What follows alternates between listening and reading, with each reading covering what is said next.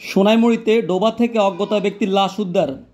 নোয়াখালী জেলার সোনাইমুড়ি উপজেলার ১ নং জয়াগ ইউনিয়নের ১ নং ওয়ার্ড সাটকিল সোনাইমুড়ি মহাসড়কের পাশে ডোবা থেকে অজ্ঞাত ব্যক্তির লাশ উদ্ধার করেছে সোনাইমুড়ি থানা পুলিশ। সোমবার দুপুর ২ ঘটিকার সময় এলাকার লোকজন ডোবা লাশটি দেখতে পেয়ে সোনাইমুড়ি থানা পুলিশকে জানায়।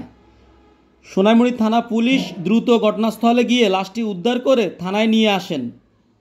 ১ নং জয়াগ ইউনিয়নের প্যানেল চেয়ারম্যান মহিউদ্দিন মোহন বলেন, লাশটি যে স্থানে পাওয়া গেছে তা আমাদের এসোগড়ি আউয়াল ভাইয়ের ডোবা।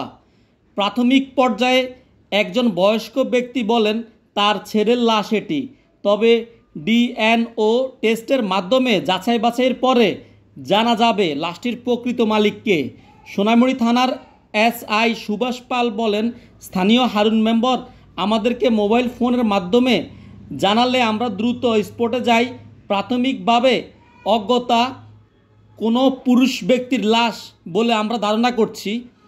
সোনাইমুড়ি থানার officer incharge OC Morshed Alam বলেন, লাশটি আমরা উদ্ধার করে সোনাইমুড়ি থানায় নিয়ে আসি।